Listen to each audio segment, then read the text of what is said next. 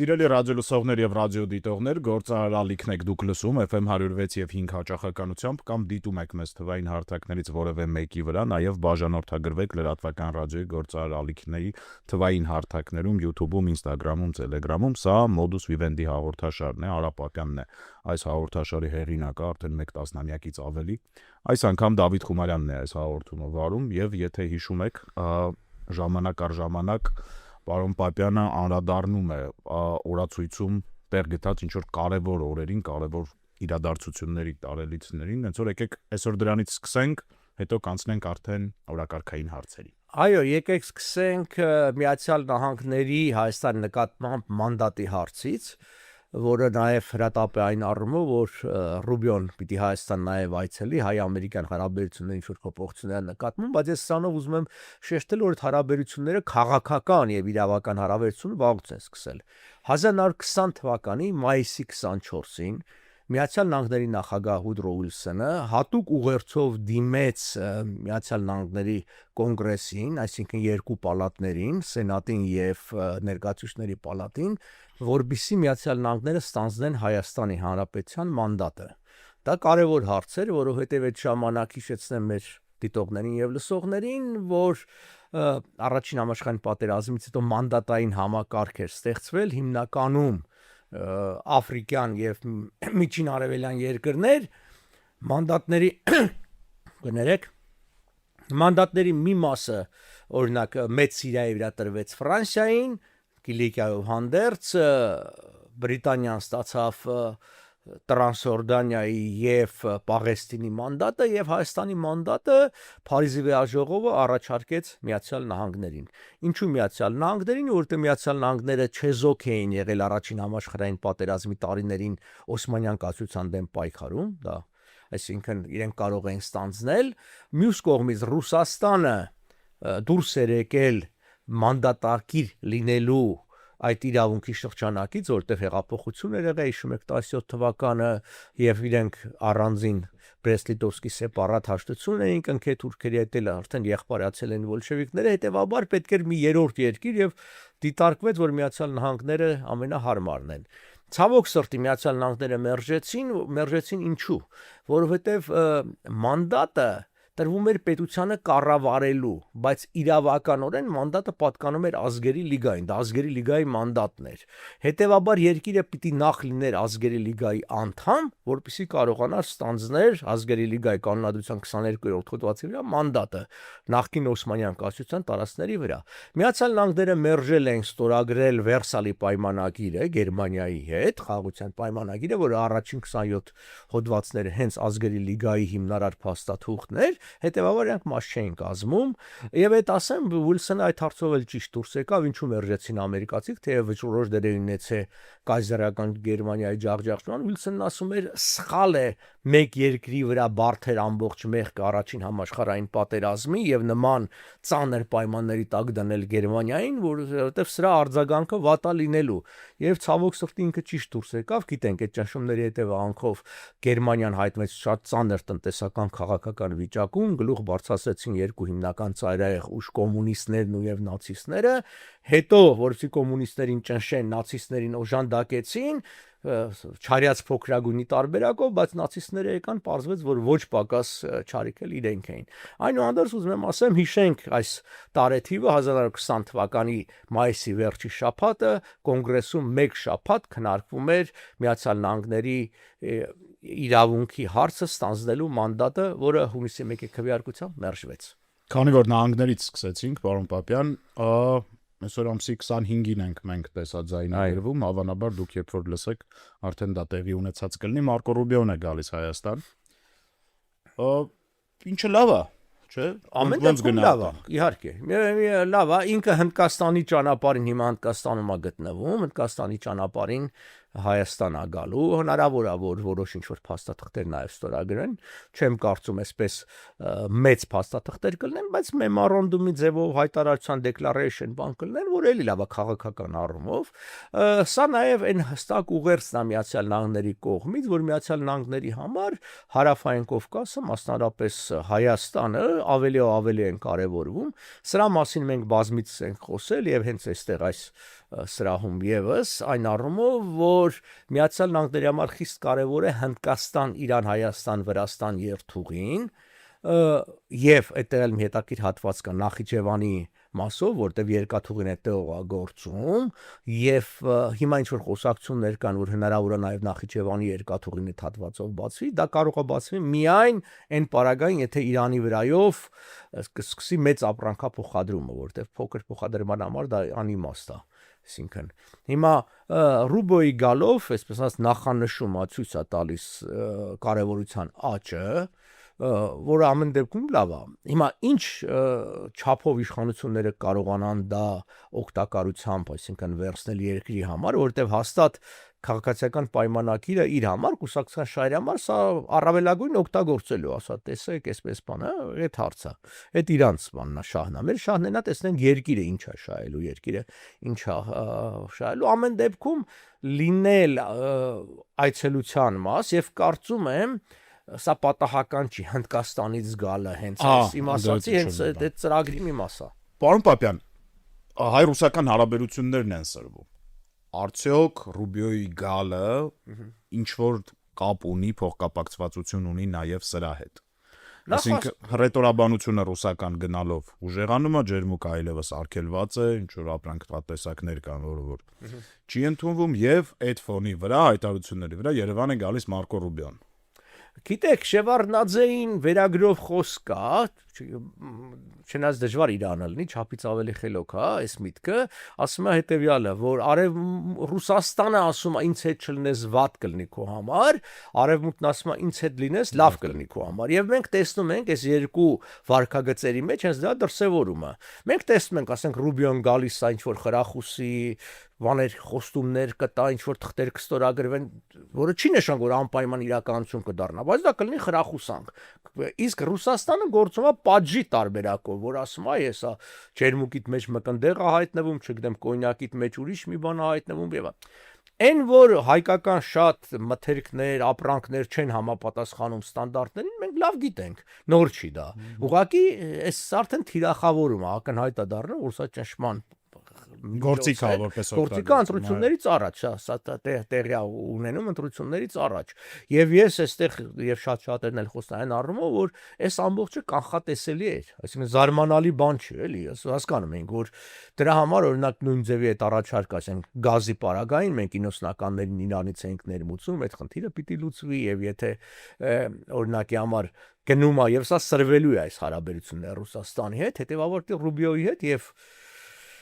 Եվրոպացիները պիտի հստակ դրվի նախ անվտանգության հարցը, շատ կարևոր անվտանգության հարցը, որտեղ ես չեմ բացառում, որ թե ոնց որ թե Ալիևը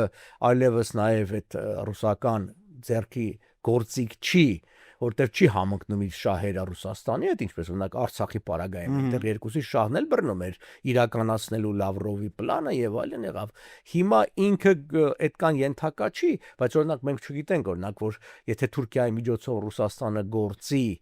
Ալիևի հետ, իսկ այն որ Ալիևը պարտական է Թուրքիային շատ բանով, այսինքն կարող է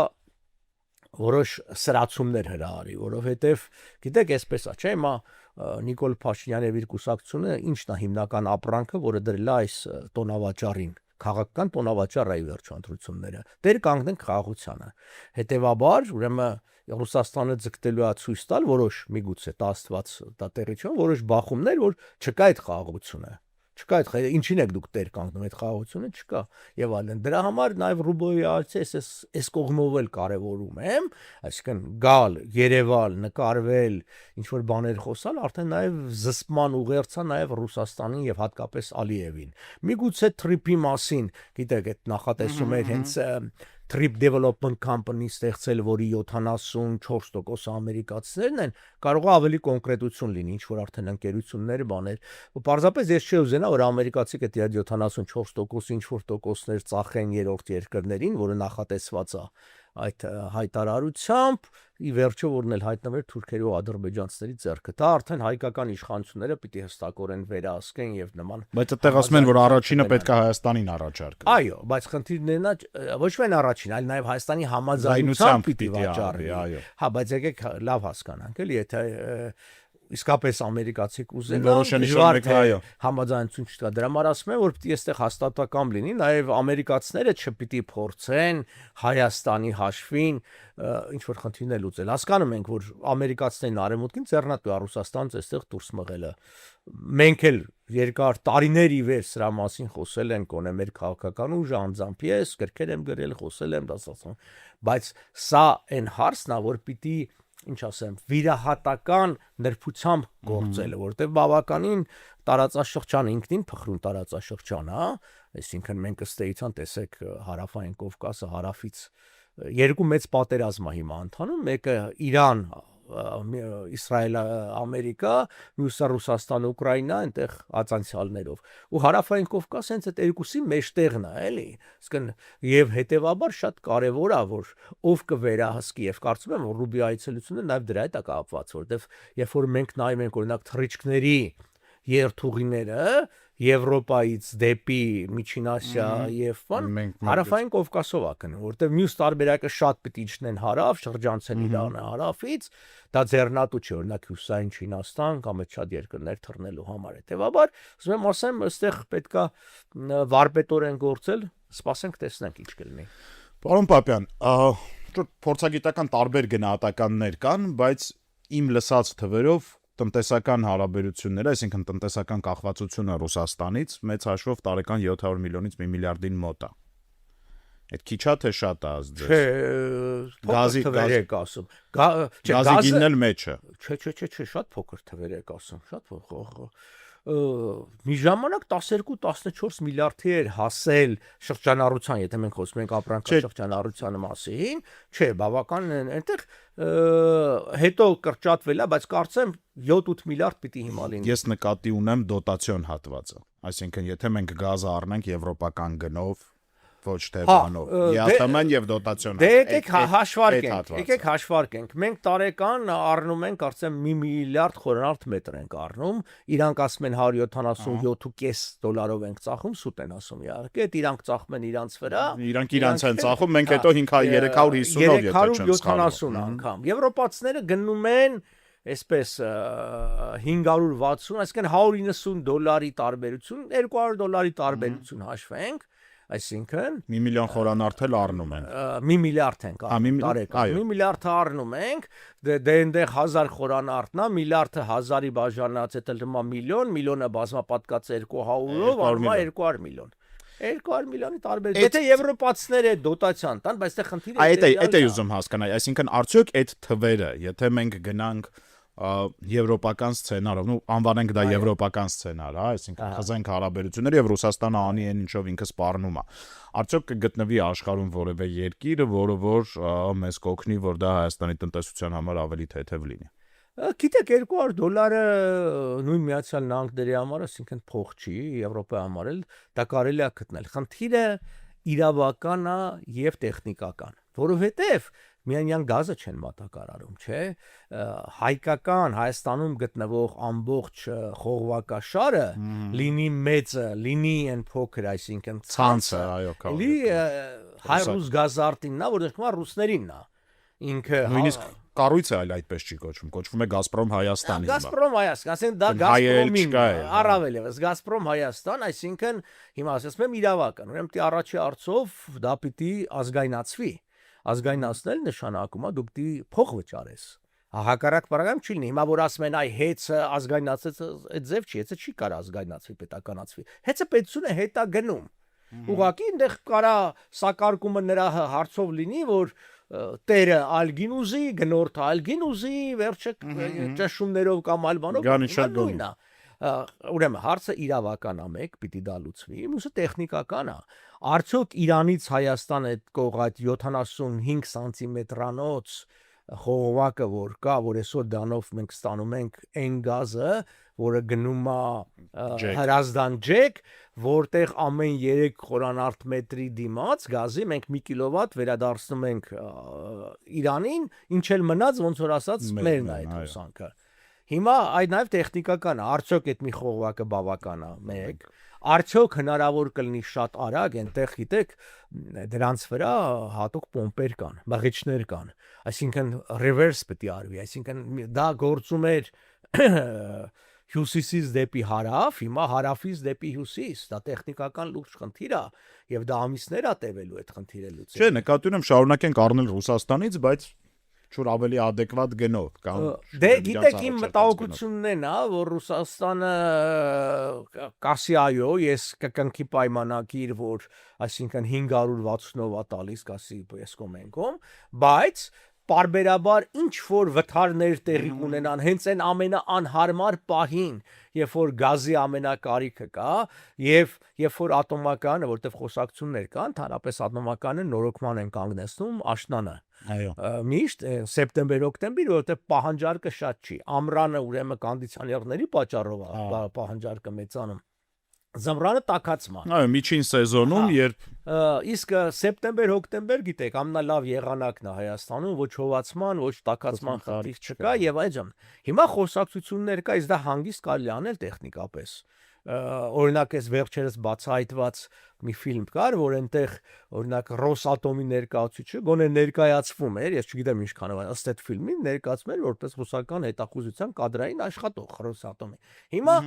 Հիմա եթե հարցը հետեւյալն է, մեկ էլ հանկարծ այնտեղ տեխնիկական վթարատեղամ գազը անջատվում է, այստեղ էլ ասում են շտաբ հրատապետը ատոմակայանը կանգնեցնել նորոգման 2 ամսով, բան Հայաստանը զրկվում ատոմակայանի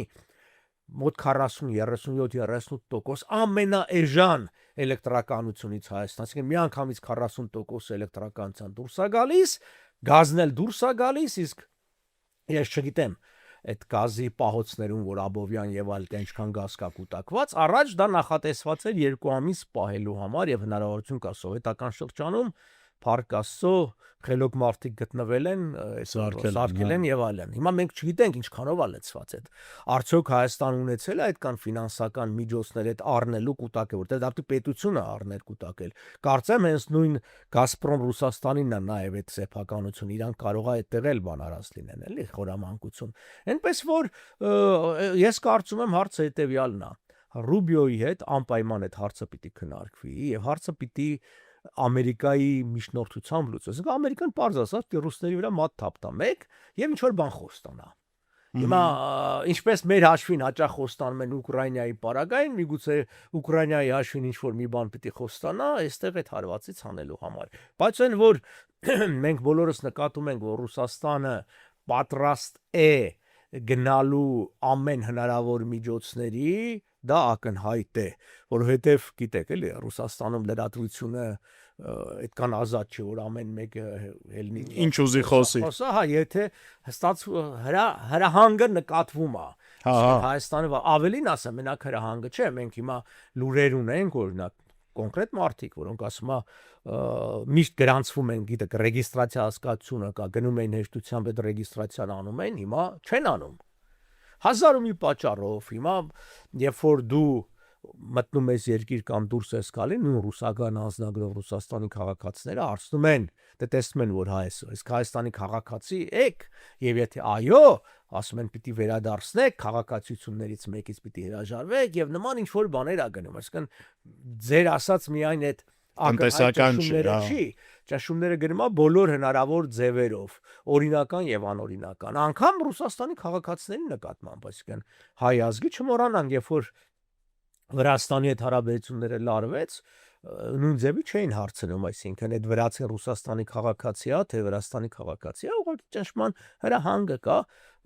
հիմա գիտենք Ռուսաստանը երկիրն է, որ սեփական ազգության եւ սեփական քաղաքացու շահերը առանձնապես պաշտպանված չեն։ Եթե երկիրը այդքան պաշտպանվածներ, այսքան ռուս չէր փախնի գար այստեղ հիմա։ Գալիս են մեծ մասամբ այդ անօրինականությունից։ Այնպես չի, որ այդ մարդիկ բոլորը օրինակ զորակոչի ենթակա են, չէ, իրանք հասկանում են օրինակ, ես էլի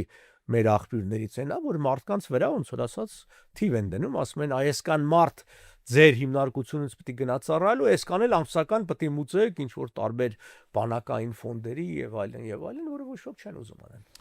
20-րդ րոպեն անցել ենք, պարոն Պապյան, մեր ավանդական երկու թեմաները, պատերազմներն ենք քննարկում։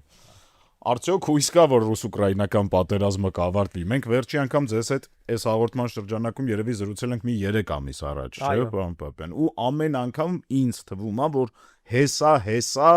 այդ պատերազմը կավարտվի։ Ձեզ ոնց է հիմա երևում այս բանը։ Գիտեք, ես առաջ ավելի լավատես էի եւ մի երկու անգամ էլ անդադ ասում էի, որ հեսա ձեր ասացի նման, որովհետեւ երբ որ տրամաբանորեն ես մտածում, պիտի որ ավարտված է, ավարտվի, էլի։ Բայց երբ որ նկատում ես օրինակ մասնավորապես Պուտինը անձամբ շահագրգռված չի, տեսեք, քանի դեռ Ռուսաստանը ունի իր շահույթի բաժինը, օրինական, անօրինական, Ադրբեջանի վրայով անօրինական գազածախում, չգիտեմ, այդ այսպես կոչված մոխրագույն սերի ֆլոտ կոչեցյալով նավթածախում, էժանածախում, Պուտինը գնաց Չինաստան փորձում էր այդ Սևեռնի պատոկ, երկուսը հաջողացներ, չհաջողեց, հսկայական կորուստներ ա կրում ֆինանսական առումով, բայց միևնույնն է ինքը քանակությունները շատացնում է, շատ ավելի նավթ ու գազածախում, որտեղ անսպարական ունի ինչ որ գումար։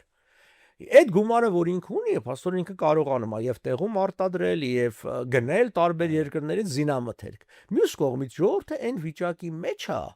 որ երբ որ դու իրան առաջարկում ես որ գնա այսքան փողը կստանա,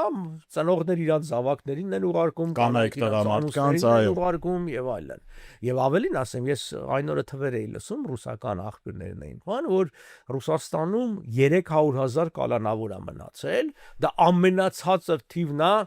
տասնամյակների ընթացքում, որտեվ որպես կանոն կալանավորները միլիոնից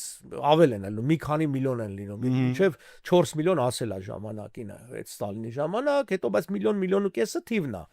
300,000, բա ինչ եղան այն միլիոն 200,000-ը։ Դրանք այն մարդիկ են, որոնք տարբեր ժամանակահատվածում գնացել են, կռվել են, մի մասը զոհվել է, մի մասը վերադարձել է, մի մասը վերադարձել է, նորից հանցանք է կատարել, որտեվ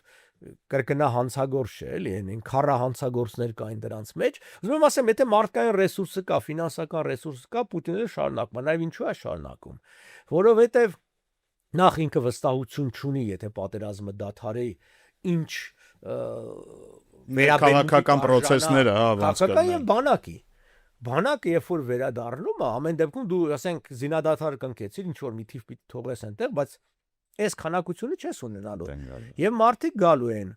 Եվ ինչ է, էլի, այսինքն դա միշտ հետ պատերազմական սինդրոմ անում, որ եղավ անգամ Աղվանստանի պարագային, որը անհամեմատ, այսինքն պատկերացնեք 10 տարվա ընթացքում այնտեղ 14-15,000 մարդ էր զոհվել, այստեղ ամիս ավելի շատ է զոհվում։ Հիմա կռվի վետերանները գալիս են, սկսում են իրավունքներ Այո, ասում են իրենց հասանելիքն ուզում։ Հա, բասմա մենք այսպես, մենք այնպես, վել է, ոտ եմ տվեց, CRM տվե, առողջություն եմ տվեց դուք ես։ Իսկ մենք լավ հասկանում ենք նաև, որ սա նաև Ռուսաստանում էթնիկ եւ կրոնական երանգավորում ունի, որտեվ այսպես թիրախավորված շրջաններ կա։ Այսինքն, քանի որ Պուտինի համար պակաս վտանգավոր այս պատերազմը շարունակել, քան պատերազմը դադարեցնել, ինքը շարունակում է։ Հիմա մյուս կողմից այն պահանջները, որ ինքը դնում է, ես վերջերս Զագրեբի այնտեղ հանդիպումներ եմ ունեցել նաև Տիմաշենկոյի հետ, մեծ նախկին վարչապետ, նաև ուկրաինական տարբեր բաներ, ամեն դեպքում ասենք իրանք ներսի քաղաքական տրամադրությունը լավ գիտեն։ Իրանց մոտ այսպես էր, որ մենք երբեք չենք համաձայնվի լրացուցիչ տարածքներ տալ։ Այսինքն այսօրվա վիճակով ինչ կա, բայց ոչ զինադադար, բայց ոչ խաղաղության պայմանագիր ամրագրում, որ սա մնում է Ռուսաստանին, պարզապես գիտեք, այդ հարավային հյուսիսային Կորեաների տարբերակով ինչ որ զինադադարից միջազգային ներկայությամբ, հետո ասում Աստված մեծա, բայց քանի որ Պուտինը ուզում է նաև դրանից դուրս այն ինչ որ չի գրավել, ասում է ես իմ բայց սահմանությամբ ամրագրել եմ որ իմն է, դա Պուտինը ինքը իրան էլ թակարդն է գցել։ Հա, ամրագրել է, հիմա չի կարող ստանալ։ Հիմա այն ժամանակ ամրագրելու պարագային մտածում էր որ կգնա կգրավի, կասի որ իմներ հարց չկա։ Հիմա չի կարողանում։ Եթե ինքը հրաժարվի իր նախկին պահանջներից համաձայնի այս գիծը զինադադարի գիծ, իրան դեմ են տալու սահմանադրություն, ասել են դու հակասահմանադրական գործունեություն ես անում։ Եթե ինքը շարունակի պահանջել մյուս չգրավված մասերը այդ Լուգանսկ, Դոնեցկ, մյուսների ասելու են Ուկրաինան չի համաձայնվելու, որովհետև այդ դեպքում էլ նախ տրամաբանական չի, մյուս կողմից էլ բա Զելենսկին եւ մյուսները սեփական ժողովրդին ոնց են պատասխան տալ, չէ՞։ Հա, երկու կողմերն էլ մեծականակ զոհեր են տվել, ինչ անշակում զոհեր, զոհերի ընտանիքներ են, այդ մենք Հայաստանում էլ ենք նկատում, դա միշտ կա պատերազմից հետո, որտեվ դու հարազատ ես կորցրել, հարազատ կորցրածը ուզում է, որ ինչ որ հոգեբանական ավելի լավ վիճակի մեջ, հանուն ինչի տարբերակն է, էլի։ Հա, հիմա եթե Զելենսկին համաձայնի ասի, եք ասի, եթե տալիս էր, էլ ուր էին կային։ Առանց զոհերի, այո։ Առանց զոհերի տար։ Դրա համար այդ կա։ Մյուս կողմից մենք տեսնում ենք, որ դա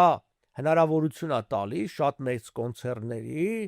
զենքի արտադրության եւ զենքի վաճառքի։ Հիմա վերադառնանք մյուս պատերազմին,